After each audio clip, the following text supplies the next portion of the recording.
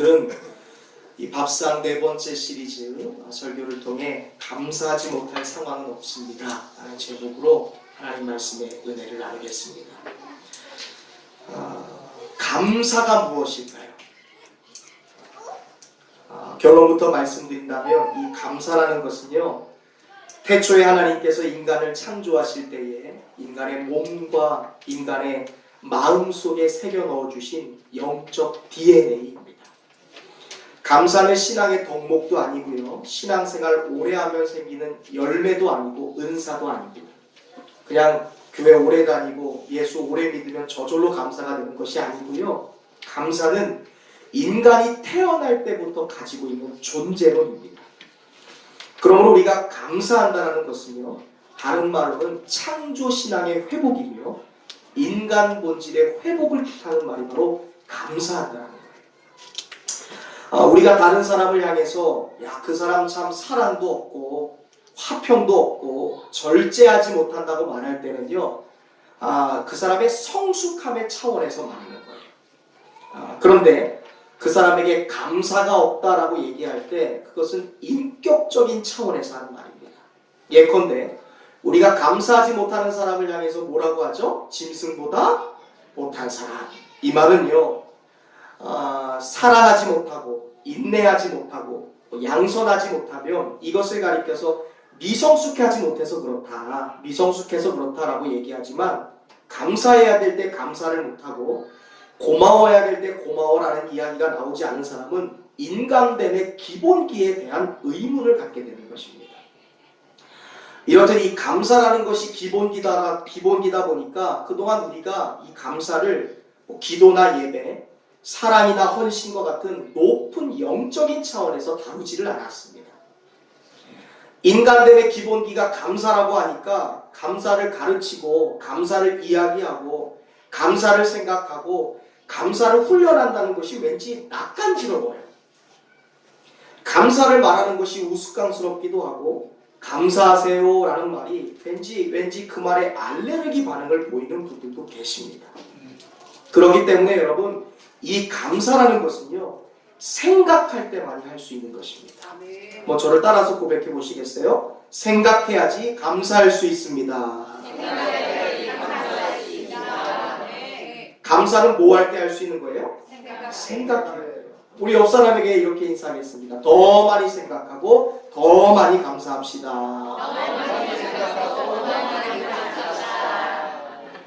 여러분, 우리가 속지 말아야 될 것이 있는데 그것은 바로 세상이 감사는 이 소유의 문제, 환경의 문제에 있다라고 하는 세상의 언어에 우린 절대로 속아서는 안 됩니다. 감사는요, 무언가 손에 쥐었고 무언가 우리가 가졌을 때 하는 것이 감사가 아닙니다. 감사는요, 소유가 아닌 누림에 있는 줄로 믿습니다. 감사는 욕심에 있는 것이 아니라 자족, 스스로 만족하는 데서부터 감사가 시작되는 것입니다. 고로 감사는요, 생각의 문제이고 믿음의 문제입니다. 예컨대 물잔에 물이 반이 남아있어요. 그럼 두 가지의 반응을 보입니다. 첫 번째, 아이고 반밖에 안 남았네, 아이고 이제 다 먹었네 하는 분들이 계시고요, 아주 소수인데 우리 새로남교회 성도님들처럼 이야 반이나 남아있네, 할렐루야, 아직도 이만큼 남아있네 하는 사람들이 있습니다. 과연 똑같은 상황인데 무엇이 전혀 다른 결론에 이르게 한 것일까? 바로 생각입니다. 생각. 감사하는 생각과 그리고 감사하는 사람과 감사하지 않는 사람의 차이는 바로 생각에서 있는 거예요. 바꿔 말하면 사람들의 차이는 바로 생각에 있어요. 생각할 때만이 사람다울 수 있고 생각할 때만이 인간이 될 수 있는 것입니다. 누구나 생각을 바꾸면요, 감사할 수 있는 거예요. 감사를 뜻하는 단어를 영어로 뭐라고 하죠? 상우 성도님, 감사합니다. Thank you. 이 땡큐와 생각하다라는 think라는 단어와 어원이 같아요. 뿌리가 같습니다. 그리고 이 생각하다라는 말은요, 히브리어로 자카르라고 하는데 기억하다라는 뜻을 갖고 있어요. 그러니까 감사, 생각, 기억은요, 한 핏줄 안에서 태어난 형제와도 같은 단어입니다. 우리는 어떻게 감사할 수 있느냐? 생각하고 기억하고 묵상할 때 감사할 수 있는 거예요. 감사는 어떤 정서적인 반응에서 나오는 반응이 아닙니다. 감사는 생각하고 기억하고 묵상하는 인식의 영역이에요. 지난 시간의 삶을 생각해 봅니다. 지난 시간에 하나님이 베푸신 은혜와 선물들을 묵상하고 기억할 때 비로소 우리는 감사하는 사람이 되는 줄로 믿습니다. 오늘 우리는 2019년의 마지막 달인 12월의 첫날을 맞이하고 있습니다. 되게 많은 경우에 12월이 되면요, 야, 이제 한 달 남았으니까 이제부터 좀 잘해봐야지. 그동안 내가 못한 것이 있는데 다시 한번 마음 잡고 시작해 봐야지 라고 하는 분들이 계십니다. 그런데 사실 말이 마지막 달이지요, 금년 2019년은 어제부로 끝난 것과 다름없습니다. 제가 예언 하나 할까요, 여러분? 오늘 우리가 정신 바싹 차리지 않으면요, 이 12월 한 달은 아무것도 하지 못한 채 그냥 올해를 훌쩍 마치게 될 거예요. 벌써부터 시내에는요, 성탄 트리가 세워졌습니다. 반짝반짝 조명들이 빛을 발하고 있고요, 저마다 여기저기에서 캐롤송이 울려지기 시작했습니다. 아마 여러분 이런 크리스마스 분위기에 취해서 어영부영 지내다 보면 아무것도 이루지 못한 채 금년을 마무리하게 될 거예요. 제가 분명히 예언합니다. 여러분, 12월은요 우리 믿는 성도들에게 굉장히 영적인 달이에요. 12월은 지나간 한 해를 돌아보며 나를 평가해야 되는 달입니다. 12월은 다가올 내년을 기대하면서 잘 준비해야 되는 달이 바로 12월이라는 달이에요. 특별히 오늘은 무엇보다 예수 그리스도께서 이 땅에 오신 거룩한 성탄을 준비하는 강림절기의 첫날이기도 합니다. 2000년 전 베들레헴에는 예수님을 모실 빈방 하나가 없었어요. 그래서 예수님은 만 9유에 태어났지만 오늘 우리의 삶에 들어오실 예수님을 위해 우리의 가정, 우리의 삶, 우리의 마음을 쓸고 닦는 정성을 가리켜 주님이 오실 빈방 하나를 마련해야 되는 절기가 바로 강림절기입니다. 그래서 오늘 저는 이 강림절기의 첫 번째 날을 맞이하는 오늘이자 내년을 준비해야 되는 12월의 첫날을 맞이해서 이 12월을 가장 멋지게 보낼 수 있는 비법을 여러분에게 소개하고자 합니다. 아마 뻔한 이야기 같이 들릴지 모르겠지만 12월을 가장 멋지게 보내는 방법은 바로 더 많이 생각하고 더 많이 감사하는 거예요. 자, 누군가 그렇게 얘기해요. 12월을 가장 멋있게 보내는 방법이 무엇입니까? 라고 얘기하면 뭐라고 대답해야 돼요? 더 많이 생각하고 더 많이 감사하자. 아멘. 여러분, 이 12월을 더 많이 생각하고 더 많은 감사로 가득가득 채우는 축복의 한 달이 되시기를 주님의 이름으로 축원드립니다. 여러분, 한번 스스로에게 질문해 보세요.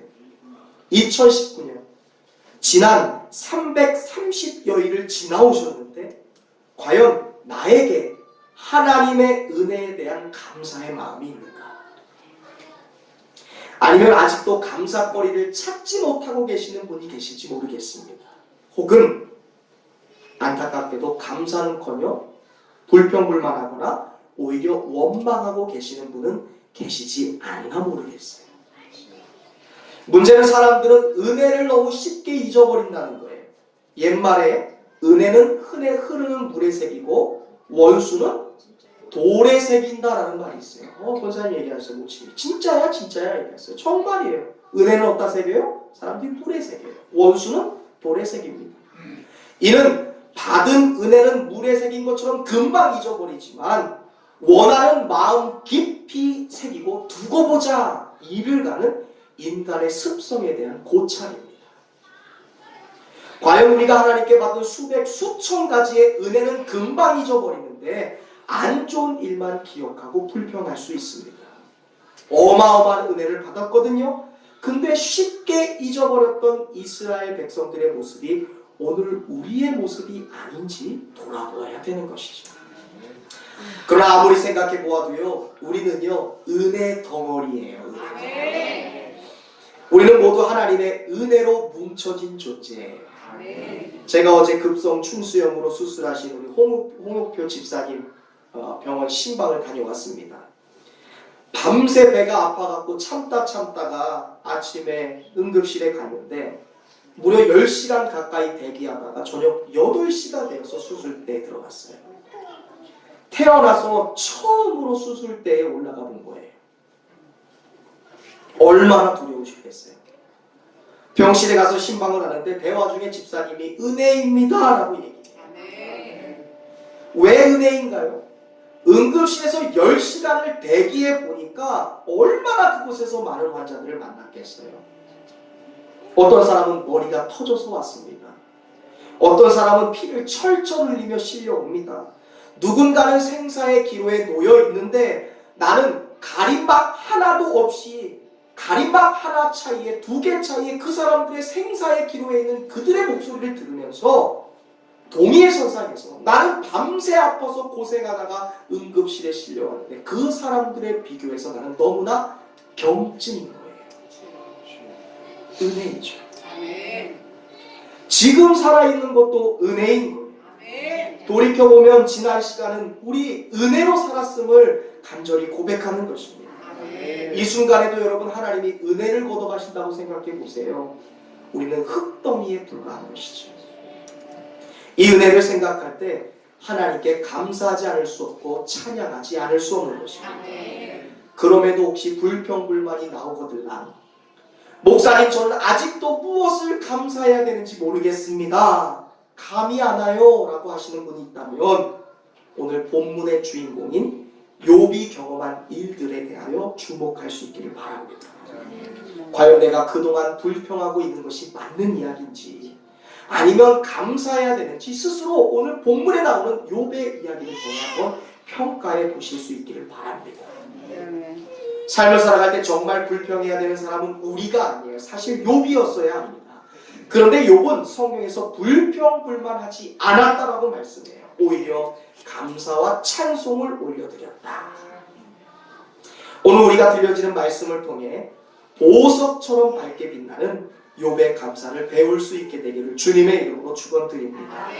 우리 한번 오늘 설교의 제목을 한번 읽어보고 시작할까요? 시작! 과연 이것이 어떻게 명제가 되는지, 우리의 삶에서 감사하지 못할 사항은 왜 없는 것인지 욥의 이야기를 한번 우리가 시작해 보겠습니다. 욥이 어떠한 사람이었나? 그는 어떠한 인생을 살아갔나? 오늘 성경이 말하는 욥의 이력서에 주목해 보시기 바랍니다. 욥기서 1장 1절부터 3절 말씀인데요. 그는 이런 사람이었습니다. 함께 스크린에 나와 있는 말씀을 읽어보겠습니다. 시작! 그 땅에 욥이라 불리는 사람이 있었는데 그 사람은 온전하고 정직하여 하나님을 경외하며 악에서 떠나가더라. 그에게 아들 7과 딸 3이 태어나니라. 그의 소유물은 양이 7,000마리요 낙가가 3,000마리요 소가 500겹이요 암나귀가 500마리요 종도 많이 있었으니 이 사람은 음악 사람 중에 가장 훌륭한 자라. 아멘. 어떤 단어가 가장 먼저 떠오르세요? 눈에 들어오세요? 온전한 사람? 솔직히 하세요. 솔직하게. 네? 어떤 거 괜찮아요? 그의 소유가 많았다? 또 얘기는 안 하시지만 남의 이야기로 좋아하지 않으시는 거 보지만 그의 소유가 넉넉했다. 아마 그런 거 들어오실 거예요. 성경은 욥을 가리켜서요 온전한 믿음을 가졌던 사람이라고 얘기합니다. 그런 거짓이나 위선이 없던 사람이에요. 그러나 하나님을 경외하고 악에서 떠난 사람이었다라고 말합니다. 여기서 온전이라는 단어가 나오는데 이 온전이라는 단어는요 히브리어로 탐이라는 단어예요. 완벽한, 완전한, 건전한, 착실한이라는 뜻입니다. 특별히 이 욥이 완전하고 온전하되 이것은 욥의 표현이 아니에요. 다른 사람이 평가하는 것이 아니라 욥기서 1장 8절에 보면 하나님이 인정하고 있는 탐, 완전함이었어요. 누가 얘기할 때 야, 그 사람 정말 대단해. 사람이 인정하는 것이 아니에요. 하나님이 보시기에 온전하고 완전하다라고 인정하는 사람이 바로 욥이었습니다. 욥은 실로 훌륭한 도덕성과 영성을 가진 신앙 인격자였습니다. 또한 2절에 보면 욥은 7남 3녀 도합 자녀를 10남매를 두었어요. 어마어마한 자녀의 축복을 받은 사람입니다. 그런데 이 10남매가 모두 다 형제 우애가 너무너무 좋은 거예요. 4절에 보면 이렇게 말씀이 되어 있습니다. 여러분 성경 한번 보세요. 1장 4절. 그의 아들들이 자기 생일에 각각 자기의 집에서 뭐래요? 잔치를 베풀고 그의 누이 3명도 청하여 함께 먹고 마시더라. 오늘날 같이 도무지 형제 애를 찾아보기 힘든 시대에 10명의 형제가 얼마나 우애가 깊은지 너무너무 부럽고 멋진 모습이에요. 욥의 10남매는 각각 자신들의 생일이 되면 각자 형제를 집에 초대해서 잔치를 베풀었습니다. 또한 욥은 자녀들의 신앙생활에도 신앙교육에도 빈틈하나 없었던 신앙의 아버지였어요. 5절 말씀인데요. 한번 같이 읽어보겠습니다. 스크린에 나와 있습니다. 시작.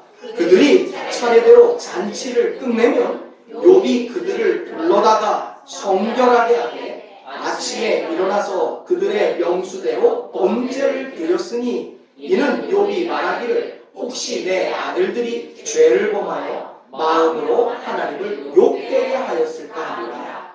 욥의 행위가 항상 이러하였더라. 아멘. 저는 이러한 부모들이 되시길 주님의 이름으로 축원드립니다. 말씀해 보니까 욥이 혹시나 잔치를 벌였던 자녀들이 하나님 앞에 죄를 지어서 범죄하거나 하나님을 욕되게 하였을까봐 잔치가 끝나면 차례대로 자녀들을 불러다가 그들을 성별하게 했어요.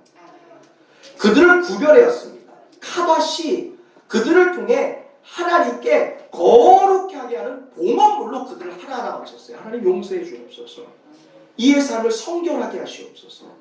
이 아들은 하나님의 봉헌물입니다. 한 명 한 명을 거룩하게 하나님께 봉헌으로 바친 거예요. 그들이 혹시나 무시로 하나님께 죄를 지었을까 봐. 그리고는 아침에 일어나서 자녀들의 명수대로 번제를 드렸다라고 말씀하고 있어요. 욥은 가정에서도 자녀들을 위해 중보기도를 쉬지 않는 정말로 멋진 신앙의 아버지였습니다. 그런 욥을 아버지로 두었다고 생각해보세요. 그런 욥을 남편으로 두었다고 생각해보세요. 복받은 가정이죠. 또한 욥의 가정은 목축업을 하는 가정이었는데 어마어마한 부를 소유했습니다. 3절 말씀인데요. 제가 준비했죠. 한번 같이 읽어보겠습니다. 시작. 그의 소유물은 양이 7,000마리요 낙타가 3,000마리요 수가 500결이요 암나귀가 500마리이며 좀도 많이 있었으니 이 사람은 동방 사람 중에 가장 훌륭한 자라. 아멘. 부러우시죠? 종류 따지지 않고 기르는 가축이 10,000마리가 넘어요. 그 가축을 기르려면 얼마나 많은 종이 있었겠습니까? 무슨 말이 더 필요해요? 성경은 이러한 욥의 이력서를 다음에 한 문장으로 그냥 정리해버립니다. 가장 훌륭한 자니라. 가정에서도 개인 신앙에서도 삶의 규범에서도 자녀 교육에서도 그리고 사업에서도 가정 경제적으로도 가장 훌륭한 사람입니다. 훌륭하다는 것은요 히브리어로 가돌이라는 단어예요. 이 말은요 영어로 great, 위대한, 가장 큰, 정상, 탑이라는 단어의 뜻입니다. 그런데 오늘 성경에 보면 이 가돌이라는 단어가 완료형으로 쓰이지 않았어요. 현재 진행형으로 쓰였습니다. 이 말은요 욥이 지금도 거부인데 계속적으로 더 잘하고 있는 거예요. 욥이 다른 사람 앞에서 하나님 앞에서 온전한 사람인데 가돌, 끊이지 않는 사람으로 자라나요. 욥이 하나님 앞에서 사람들 앞에서 정직한 사람인데 그래서 칭찬받는 사람인데 이 칭찬이 그냥 끝나는 게 아니라 계속 지속적으로 더 칭찬이 되는 거예요. 더 거부가 되고 더 온전한 사람이 되고 더 건강한 사람 되고 더 축복받는 사람이 되고 오늘 여러분들이 이러한 사람들 되시길 주님의 이름으로 축원드립니다. 멈추지 않아요. 욥은 계속적으로 가돌 성장하고 있습니다. 이미 욥이 위대한데 계속 또 위대해지는 거예요. 정상에 있는데 더 높은 이곳을 향해 나아가요. 이미 욥이 부자였는데 더 큰 부자를 향해 나아갑니다. 성경은 그를 향해 훌륭한 자라고 정의해요. 그런데 이러한 욥의 가정에 쓰나미와 같은 고난이 찾아옵니다. 단 한 번도 생각해 본 적 없었던 불시험입니다. 여러분, 예수 믿는 가정에도 시험은 찾아와요. 예수 잘 믿어도요, 때로 고난 받습니다. 예수 잘 믿어도 때로는 건강에 황신호가 들어올 때가 있습니다. 의인이었던 요셉인데 하나님 보시기에 완벽했던 사람인데 그의 가정에 고난이 찾아오고 어려움이 찾아오고 불시험이 찾아오는 거예요. 인생이 만나는 시험에는 여러 가지 이유가 있을 수 있습니다. 대부분의 우리의 삶에 다가오는 어려움들은 내가 뿌린 씨앗의 결과예요. 그런데 아주 적은 부분에서 우리 인생에 닥친 고난은 하나님의 테스트, 하나님의 시험인 경우가 있습니다. 오늘 욥의 시험은 하나님의 테스트였습니다. 8절에 보면 하나님과 사단이 대면하는 장면이 나옵니다. 하나님은 사단에게 욥을 칭찬하고 계세요. 8절에 보시면 여호와께서 사탄에게 이르시되 네가 나의 종 욥을 주의하여 보았느냐? 그와 같이 순전하고 정직하여 하나님을 경외하고 악에서 떠난 자는 세상에 없느니라. 지금 하나님이 사단에게 욥을 어마어마하게 칭찬하고 계세요. 이때 9절 이하에서 사단이 굉장히 불만이 가득한 목소리로 하나님께 대꾸하기 시작해요. 9절 말씀 한번 읽어보시겠습니다. 9절입니다. 여러분 목소리를 읽어보시죠. 성경 찾으셔서 시작.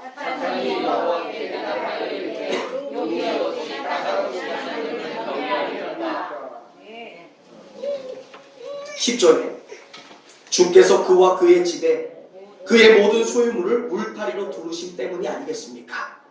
주께서 그의 손으로 하는 바를 복되게 하셨으니 그의 소유물이 땅에 넘치게 하셨습니다.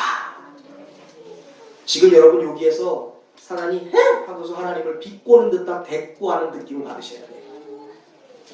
사단은 지금 욥이 위대한 믿음의 사람이 된 것이 하나님이 복 줬기 때문에, 하나님이 조건을 잘 주셨기 때문에, 그에게 100% 좋은 조건과 소유를 주셨기 때문에 그가 지금 감사하는 것이다 라고 비아냥거리고 있습니다. 욥의 믿음이 순전한 믿음이 아니래요. 조건적인 것에 의한 것이라고 지금 하나님께 주장하고 있습니다. 소유의 복을 받았는데, 누림의 복을 받았는데 어찌 하나님을 경외하지 않을 수 있겠느냐. 그리고는 11절에 하나님을 향해 충동하기 시작합니다. 뭐라고 말합니까? 주의 손을 펴서 그의 모든 소유물을 치소서. 그리하시면 틀림없이 주를 향해 욕하지 않겠습니까? 라고 대꾸하고 있어요. 지금이라도 손을 펴셔서 욥의 가축도 치시고 자녀들도 주시고 그의 조건들에게 다 하나님 한번 매대보세요. 그럼 그래도 걔가 하나님을 존경하는지, 하나님이 그에게 허락하신 모든 것을 다 물거품으로 돌아가게 해보십시오. 반드시 그는 하나님을 저주하거나 원망 불평할 것입니다. 그런데요, 하나님은 욥이 복을 받았기 때문에 하나님께 감사하거나 하나님을 사랑하는 것이 아니라 그의 믿음은 모든 것을 초월하는 믿음이라고 하나님은 말씀하고 계십니다. 잠시 여기에서 우리가 짚고 가야 될 두 가지의 중요한 요점이 있는데요. 너무나 중요한 부분이기 때문에 여러분 평생 신앙에 갖고 가야 되는 아주 중요한 가치이기 때문에 여러분 제가 잠시 다루겠습니다. 먼저는 오늘 본문에서 마치 사단이 하나님과 언쟁하면서 회의하는 듯한 모습을 보이니까 마귀가 하나님께 감히 언쟁할 수 있는가? 마귀가 하나님께 딜할 수 있고 조건을 달 수 있는가라고 질문이 생길 수 있어요. 마치 오늘 본문에 하나님과 회의하듯 언쟁하고 있는 그런 마귀의 모습이 나오니까 충분히 상상할 수 있는 질문입니다. 그러나 이것은 고대 문화의 배경을 둔 굉장히 비유적인 묘사일 뿐이에요. 인간이 알 수 없는 영적인 실체를 인간이 알 수 있는 언어로 표현하다 보니까 이것이 단순히 비유적인 언어와 묘사로서 표현된 굉장히 문학적인 표현일 뿐이에요. 본문의 핵심은 하나님만이 왕이시며 천사나 마귀와 같은 영적인 존재들은 오직 하나님이 질문하신 거에만 대답할 수 있는 존재라는 것을 여러분 명확히 하실 수 있길 주님의 이름으로 축원드립니다. 천사도 마귀도 감히 하나님께 질문할 수 없어요. 우리가 이해할 수 있는 인간의 언어로 묘사하는 문학적인 표현일 뿐이에요. 오직 모든 존재는 하나님이 질문하시면 질문하신 것에만 대꾸할 수 있는 존재들입니다. 그리고 두 번째, 짚고 가야 될 문제가 있는데, 사단이 지금 주권적으로 욥을 공격하는 것처럼 보이실 수 있어요.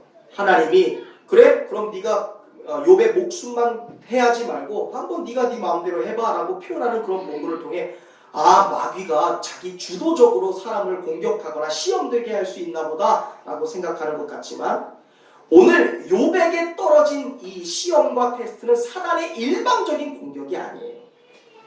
욥의 신실함을 인정하신 하나님께서 욥으로 하여금 하나님을 더욱더 영화롭게 할 수 있는 더 큰 기회를 주고 계시는 거예요. 그것을 마귀에게 허락하신 시험처럼 여러분들 표현되고 묘사되고 있다는 것을 기억하셔야 돼요. 오늘 욥이 직면한 문제는요, 사단의 시험이 아니에요. 욥을 더 귀한 사람으로 쓰고자 하시는 하나님의 테스트였어요. 시험이었습니다. 진짜 금인지 가짜 금인지 진짜 다이아몬드인지 아닌지를 분별하려면 불에 넣으면 돼요. 지금 하나님께서 사단의 공격을 통과하고 극복함으로써 하나님의 테스트를 성공적으로 통과한다면 욥의 신실함은 입증되는 것이고요. 그것을 통해 하나님께서 더 큰 영광을 받기 위해 큰 기회를 주고자 하나님은 욥에게 시험을 허락하신 거예요. 그렇게 평화로운 욥의 가정의 첫 번째 시험, 비보가 들이닥쳤습니다. 13절부터 나오는 내용인데요. 우리 한번 13절 말씀 한번 읽어보겠습니다. 시작.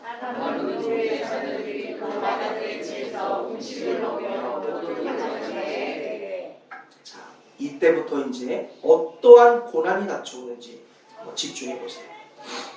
욥의 자녀들이 마다들의 집에서 음식을 먹고 잔치를 즐기고 있을 때 한 사환이 달려옵니다. 14절에 스바 사람이 갑자기 공격하여 우리들의 손에서 소와 나귀들을 몽땅 빼앗아 갔고요.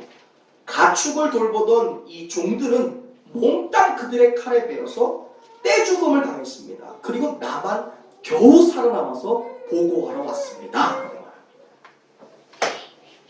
그런데 설상가상 엎친 데 덮친 격으로 16절에 보니까 그 사환의 첫 번째 보고가 끝나기도 채 이전에 두 번째 종이 달려와서 말하고 있습니다. 16절 말씀입니다. 한번 읽어보시죠. 시작. 말하는 동안에 또 한 사람이 와서 내게 하나님의 불이 하늘에서 떨어져서 양과 두들을 썰어가고 그러니까 나만을 높이 하여 서로 주의해 하려고 하나이다. 아멘.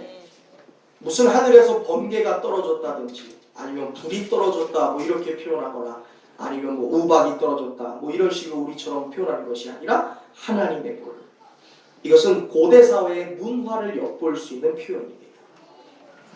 이유와 근거를 알 수 없는 불이 하늘에서 내려와서 양과 그 양을 먹이던 종들을 다 태워버렸다라고 얘기해요. 그리고 이 두 번째 보고가 끝나기도 전에 또다시 다른 종이 달려옵니다. 17절에. 얼마나 여기 계속 보면 끝나기도 전에, 보고가 끝나기도 전에, 그 말을 마치기 전에 라는 표현이 계속 등장하면서 이것이 얼마나 정신없이 이런 고난이 하나가 아니라 두 개, 세 개가 한 번에 들이닥쳤는지 보게 되는 거예요. 17절에 또 한 종이 달려와서 보고하기를 갈대아 사람이 새 무리를 지어 갑자기 낙타에게 달려들어 다 빼앗아 버렸고 그 가축을 지키던 종들까지 죽였다. 그리고 세 번째 비보가 끝나기 전에 네 번째 비보가 날아드는데 이것은 차마 욥에게 전할 수 없는 굉장히 끔찍한 사고였어요. 18절에서 19절 말씀 함께 찾아서 읽어보겠습니다. 시작.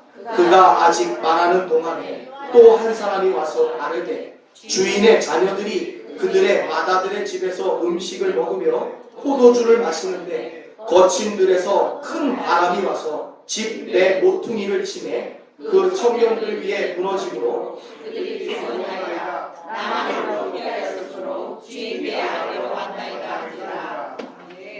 어마어마한 바람이 불어오더니 잔치가 벌어지고 있는 큰아들의 집을 무너뜨려 버렸고 그 집이 무너지면서 그 안에서 잔치를 즐기던 10남매가 그 안에서 다 죽었습니다라고 고백하는 거예요. 도무지 믿을 수 없는 일, 영화에도 나오지 못할 법한 일이 욥에게 하루아침에 일어난 것입니다. 거부였던 욥이 한순간에 양과 낙타, 소와 암나귀, 마녀 마리를 몽땅 잃어버리고 거지가 되었어요. 욥의 집에서 일하던 모든 하인들이 한순간에 다 증발해버립니다. 더군다나 감당할 수 없는 그렇게 사랑했던 자기의 목숨보다 존귀하게 됐던 10남매가 하루아침에 같은 장소에서 죽음을 당했습니다. 도무지 믿을 수 없는 일이 일어났어요. 하나님을 경외하는 가정이었는데 그렇게 존귀한 가정인데 어떻게 이런 일이 일어날 수 있을까?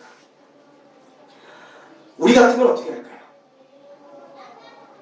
아마 저는 절규하고 난리 날 것 같아요. 과연 이 끔찍한 소식을 접한 욥의 반응은 어떠했을까? 1장 20절에 욥의 반응이 나옵니다. 제가 스크린에 준비했거든요. 한번 읽어볼까요? 시작! 욥이 일어나 겉옷을 찢고 머리털을 밀고 엎드려 예배하며. 아멘.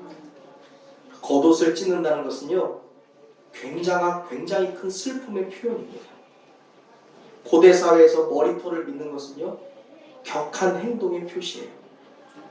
우리가 너무 힘들면 머리털 막 쥐어뜯지 않습니까? 뭐라도 막 다 파괴하고 싶은 그러한 충동이 일어나지 않습니까? 그 모습을 지금 욥이 보이고 있습니다. 그리고 엎드리다라는 표현이 나와요. 이 말은 히브리어로 나팔입니다. 엎드리다라는 말은요, 떨어지다라는 단어예요. 넘어지다, 실패하다, 무너져 내리다라는 말이에요. 너무너무 고통스러워서 그냥 땅바닥에 무너져 내렸어요. 실성해버린 거예요. 그냥 떨어져 버렸어요. 욥의 이 모습을 보고 아마 사단마귀가 쾌재를 불렀을 거예요. 성공했다. 이제 그의 입에서 나올 소리는 저주의 소리고 불평의 소리고 원망의 소리며 괴성의 소리일 것이다. 내가 승리했다. 봐라! 아무리 위대한 욥도 다 사라져버리니까 넘어지지 않느냐, 무너지지 않느냐, 괴성 지르지 않느냐, 머리털 밀지 않느냐, 옷을 찢지 않느냐. 이제 그의 입에서 불평불만과 저주와 탄원의 소리만 나오면 되는구나. 그런데 성경은 오늘 욥이 예배했다. 아멘. 여기서 예배는요, 우리가 하고 있는 이 예배, 워십을 얘기하는 것이 아니에요. 예배는요, 히브리어로 샤하라는 말이에요. 오늘 예배라고 표현된 단어 샤하는요, 절하다, 몸을 구부리다라는 뜻입니다. 겉옷도 찢고 머리털도 뽑고 땅에도 무너지듯 쓰러졌던 그 욥이 절했다라는 거예요. 엎드렸다라는 거예요. 몸을 구부렸다라는 것입니다. 그리고 욥의 입에서 나온 이야기가 무엇이었을까? 원망의 소리일까요? 저주의 소리였을까요? 천만에요. 하나님의 사람 욥은 마귀가 원했던 이야기를 하지 않았습니다. 불평불만, 원망의 그런 사단의 기대대로 행동하지 않았어요. 욥은 그 극한 상황 속에서도 순전한 믿음을 지켰다라고 성경은 말씀하고 있습니다. 이 말도 되지 않은 상황을 만났던 욥이 고백한 그 말에 여러분 주목하시기 바래요. 1장 21절입니다. 여러분 한번 성경 찾아보세요. 함께 읽어볼까요? 21절 시작. 내가 모태에서 알몸으로 나왔사온즉 또한 알몸이 그리로 돌아가올지라. 주시니도 여호와시오 거두시니도 여호와시오니 여호와의 이름이 찬송을 받으실지이다 하고. 아멘. 그리고 22절에 뭐라고 해요? 욥이 범죄하지 아니하고 하나님을 향하여 원망하지 아니하니. 할렐루야. 할렐루야. 욥은 재산도 있고 종들도 있고 자신의 사랑하는 10남매가 한순간에 죽는 시험에도 결코 하나님을 원망하거나 불평하지 않았습니다. 그는 오히려 감사했고 오히려 찬양했다라고 성경은 말씀하고 있습니다. 어떻게 이런 상황에도 감사할 수 있을까?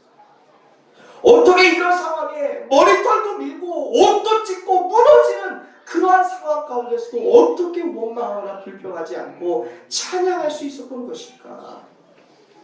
혹시 원망하지 않는 것쯤은 할 수 있을지 모르겠어요. 입을 틀어막고 불평하지 않는 것 할 수 있습니다. 그런데 도무지 상상할 수 없고 이해할 수 없는 이 상황 가운데 어떻게 감사할 수 있을까요? 어떻게 찬양할 수 있을까요? 과연 무엇이 욥으로 하여금 이러한 상황 가운데서도 감사와 찬양을 잃어버리지 않는 비결이 되었던가요? 제가 성경 말씀을 깊이 연구하고 묵상하다가 그 비결을 깨달았어요. 이러한 상황이 우리의 삶에 닥친다 할지라도 우리가 감사와 찬양의 영성을 잃어버리지 않는 비결은요, 오늘 성경에 보니까 20절에 욥이 겉옷을 찢고 머리털을 밀고 땅에 쓰러지는 그 고통의 순간이라 할지라도 그가 예배했다라는 거예요. 이 단어에 욥이 그 순간에도 감사할 수 있었던 원리가 숨겨져 있습니다. 샤하, 엎드렸다는 건 무슨 말일까요? 샤하, 절했다는 것이 무엇일까요? 여러분 한번 따라서 고백해 보시겠어요? 욥은 하나님의 절대 주권을 믿었습니다. 아멘. 욥은 하나님이 나에게 맡겨주셨다가 도로 가져가시는 분이라는 것을 믿었어요. 그게 욥의 결론입니다. 그것이 엎드렸다는 표현이에요. 그것이 절했다는 샤하라는 표현입니다. 욥은 하나님의 절대 주권 앞에서 지금 항복하고 있는 거예요. 옷을 찢어봅니다. 괴성도 질러봐요. 너무 고통스러워서 머리도 뜯어봅니다. 그리고 그 자리에 덜썩 주저앉을 수밖에 없었어요. 그러나 그 순간 결국에는 이 모든 것이 하나님의 것이었지. 나는 그저 하나님께 빌려 사용했던 사람이야. 하나님이 빌려주신 것, 하나님이 그냥 걷어가신 것이야 라는 것을 깨달은 뒤에 욥이 하나님께 절하고 있는 거예요. 다 당신의 것입니다. 내 것은 없어요. 다 하나님의 것이고 하나님이 내게 빌려주신 것 내가 하나님께 돌려드립니다 라고 항복하고 있는 거예요. 인정하고 있는 거예요. 그것이 샤하입니다. 여러분, 우리가 귀한 것을 빌려 쓰고 그것을 돌려줄 때 감사합니까? 안 감사합니까? 지금 그거예요. 욥이 너무 고통스러운 거예요. 나의 모든 수리가 사라져버리고 나의 사랑하는 자녀들이 다 죽어버리니까 너무 고통스러운데 아무리 고통스러워도 괴성을 질러보고 머리털을 잘라보고 옷을 다 찢고 쓰러져봐도 자기 스스로 그것에 대한 질문의 해답을 찾을 수 없어요. 그런데 고통스러운 순간에 넘어져 보니까 이 모든 것이 하나님이 빌려준 것이다 라고 고백하게 됩니다. 나는 그저 빌려준 것을 사용한 것이다. 욥은 감사 찬송을 엎드려서 드리고 있습니다. 하나님 그동안 내게 맡겨주신 물질 잘 사용했습니다. 그동안 부족한 저에게 주셨던 축복의 10자녀 감사했습니다. 하나님의 것이니 하나님 가져가신다고 해도 내가 어떻게 말씀을 드릴 수 있겠습니까? 그동안 나에게 이 자녀들 맡겨주셨으니 감사할 따름입니다 라고 고백하고 있는 거예요. 대단한 믿음입니다. 이게 욥의 영성이에요. 하나님이 주신 것, 하나님의 주인이시니 나는 그냥 빌려 쓴 것 돌려드린 것뿐입니다. 샤 예배하고 절하다. 욥은 자신이 이 세상에 아무것도 가지고 오지 않았다라는 것을 고백했어요. 21절, 내가 알몸에서 모태에서 알몸으로 나왔사온즉 또한 알몸이 그리로 돌아갈지라 주시니도 여호와시오 거두시니도 여호와시오니 여호와의 이름만이 찬송을 받으실지어다. 아멘. 나는 이 세상에 아무것도 갖고 오지 않았거든요. 이것을 가리켜 공수네?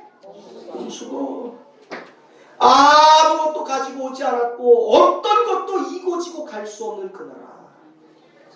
그러니 나는 지금 사용하고 있는 모든 것이 하나님께로 빌려 쓴 것이구나. 여러분, 이게 맞는 말이에요? 틀린 말이에요? 100번 1000번 맞는 말이죠. 아무것도 가지고 오지 않았고 아무것도 이고지고 갈 수 없는 인생. 전도서 5장 15절에 그 위대했던 솔로몬 왕도 이렇게 얘기했습니다. 그가 모태에서 벌거벗고 나왔사온즉 그가 나온 대로 돌아가고 수고하여 얻은 것을 아무것도 자기의 손에 가지고 가지 못하리니. 바울 사도도 이런 고백했던 것 아세요? 한번 읽어볼까요? 시작. 우리가 세상에 아무것도 가지고 온 것이 없으네. 아무것도 가지고 가지 못하리니. 아멘. 여러분, 우리의 고백이 이 고백이 될 수 있기를 바랍니다. 우리가 알몸으로 나와서 지금까지 어떻게 살았습니까? 하나님이 허락하신 은혜로 산 것입니다. 하나님이 주신 것 거저 받아 누리며 살아온 것이죠. 그런데 하나님은 주시기도 하시지만 걷어가기도 하신다는 거예요. 이것을 하나님의 절대 주권이라고 얘기해요. 욥은 이것을 깨달았어요. 내가 아무리 붙잡으려고 해도 살아날 수 없고 내가 아무리 붙잡으려고 해도 다시 세울 수 없는 것, 빌려준 것 다시 돌려주는 것, 하나님이 절대 주권자이시다. 그것이 그의 감사의 언어였어요. 나는 그저 빌려 쓰는 사람, 그리고 주인이 원하면 언제든지 돌려드려야 되는 사람. 절대 감사할 수 있는 것, 하나님의 절대 주권을 믿을 때 가능한 것입니다. 욥은 하나님의 절대 주권을 믿었어요.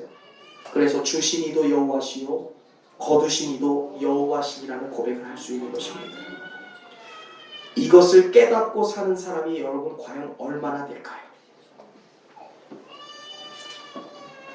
이 절대 주권은요, 우리가 모두 깨닫게 돼요.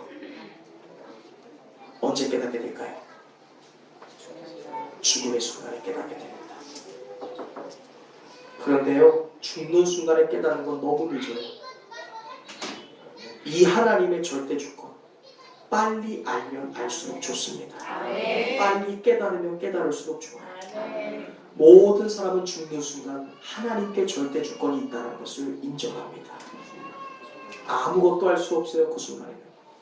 그러므로 하나님의 절대 주권을 빨리 알면 알수록, 깨달으면 깨달을수록 좋은 것이. 여러분은 하나님의 절대 주권을 믿으십니까? 혹시 절대 주권은 내게 있고 하나님은 내게 복을 주시는 분으로만 믿지 않고 계십니까? 혹시? 그건 어린아이의 신앙이라고 성경은 말해요. 초보적 신앙이고 기복적인 신앙입니다. 오히려 복 주시는 하나님만을 믿는 것이 아니라 창조주 하나님의 절대 주권을 믿어야 돼요. 내게 주신 분은 언제든지 내게로 그것을 거두어 가실 수 있는 분이라는 것을 믿어야 돼요. 그러면 아직도 내가 가지고 있고 아직도 내게 남아있으며 아직도 내가 누리고 있는 것에 대한 새로운 시각이 여러분에게 펼쳐질 거예요. 걷어가지 않으셨으니 아직 내게 존재하게 하시니 그것으로만으로도 감사할 수 있게 되는 거예요. 그게 욥의 형성입니다. 욥은 하나님의 절대 주권을 확신했습니다. 내가 주인이 아니라 원주인이신 하나님은 따로 계시고 그 하나님의 뜻이 있어서 도로 가져가셨는데 어찌 내가 불평할 수 있겠습니까?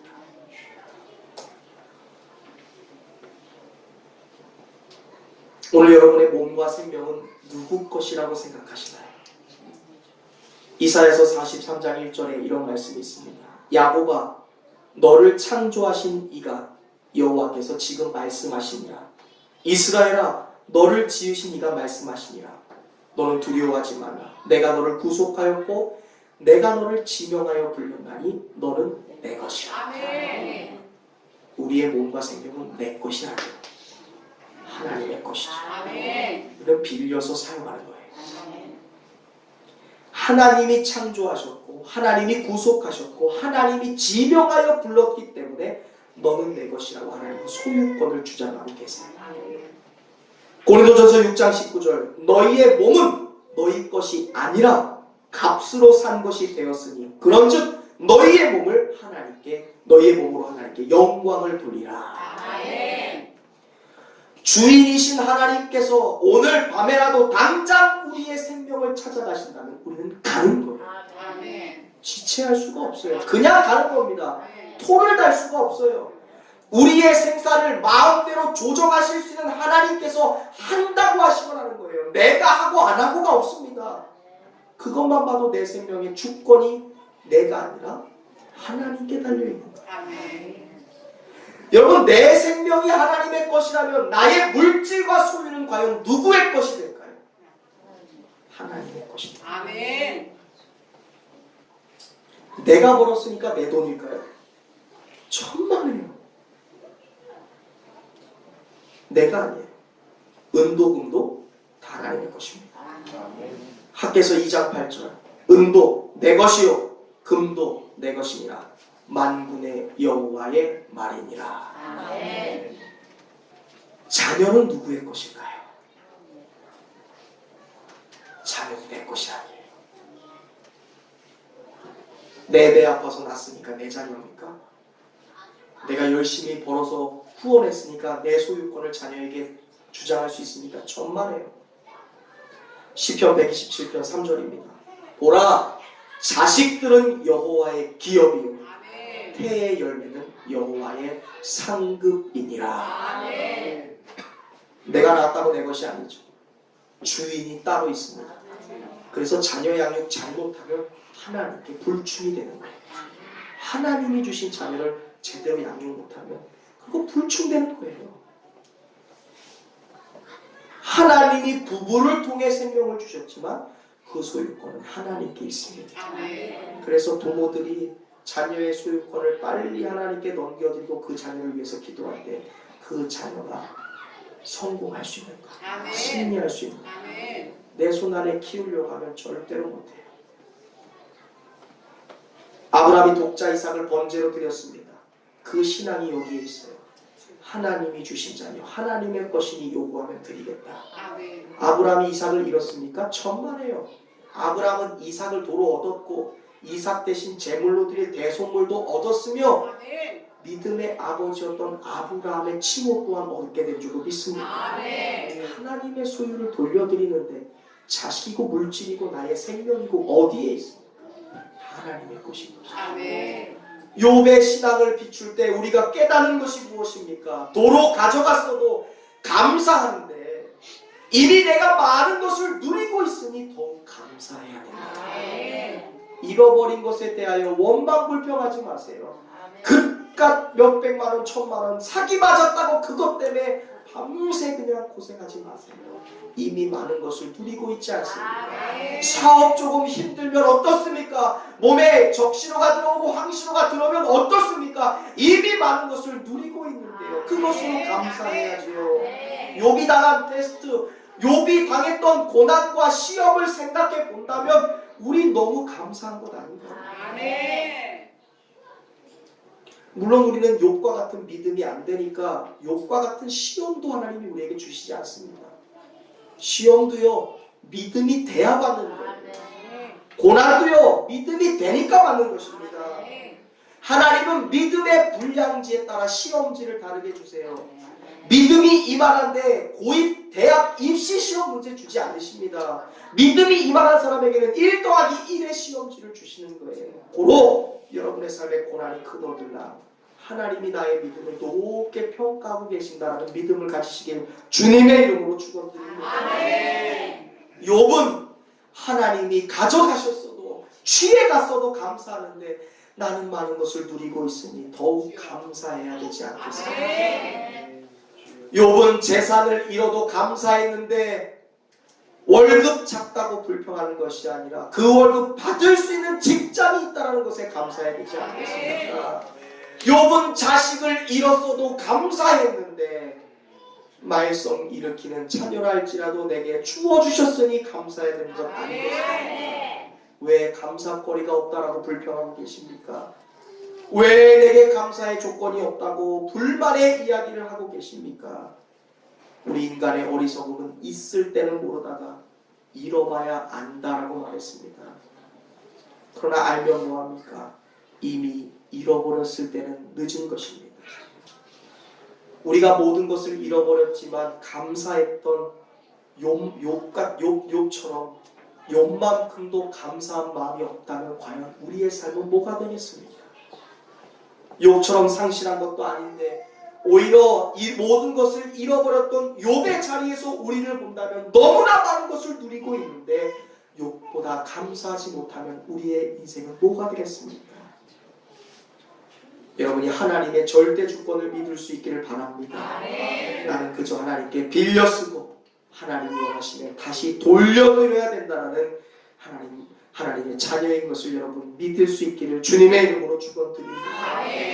아직 부족한 게 많지만 여전히 부족하고 연약한 것이 많지만 하나님이 맡겨주신 거라고 생각하면 우리가 감사할 수 있게 되는 줄로 믿습니다. 결국 여러분 욥은 이 모든 시험과 테스트를 통과한 뒤에 그의 인생과 가정에는 더 큰 비교할 수도 없는 축복이 임했습니다. 하나님은 이 믿음의 테스트를 통과했던 그럼에도 불구하고 하나님의 절대 주권을 인정하고 감사 찬양했던 욥에게 모든 소유물의 갑절을 허락하신 줄로 믿습니다. 더 예쁘고 지혜로운 자녀들을 허락해 주셨습니다.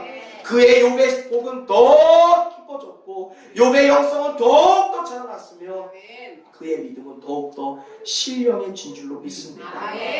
모든 믿음의 테스트를 통과한 욥의 결론이 무엇인 줄 아세요? 욥기서 42장 5절 한번 찾아보세요. 쭉 넘어가 보세요. 욥기서 42장 5절입니다. 804쪽입니다. 하나님의 절대 주권을 인정하고 하나님께 빌려 쓴 것, 하나님이 원하시면 드린 것뿐이다. 그러니 감사합니다라고 고백했던 욥의 결론이 무엇이었는지 42장 5절 한번 같이 읽어보겠습니다. 시작! 내가 주께 대하여 비로 듣기 많았사오나 이제는 비로 주를 알다. 아멘. 지식적으로만 알던 하나님, 정보로만 알던 하나님, 누군가의 입으로만 전했던 하나님을 이제 내가 진실로, 이제 내가 온전히, 내가 확실하게 경험하게 되었나이다. 더 큰 믿음의 사람이 된 줄로 믿습니다. 시험을 두려워하지 마십시오. 오히려 그 고난 뒤에 찾아올 축복을 기대하실 수 있기를 바랍니다. 2019년 11월 다 보내고 마지막 달인 12월을 맞는 여러분의 마음은 어떠하신지 모르겠습니다. 정말 하나님이 우리에게 빌려주시고 주권자이신 하나님이 허락하신 그 은혜에 감사하고 계십니까? 아니면 불평하는 마음이 여러분의 삶을 가득 채우고 있습니다. 우리가 이 12월의 첫날을 맞이하여 대강절기의 첫날을 맞이하고 2020년을 준비하는 이 첫날 우리가 감사하는 마음을 회복할 수 있기를 간절히 바랍니다.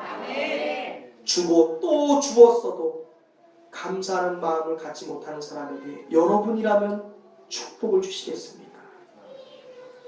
감사하지 못할 상황은 없는 것입니다.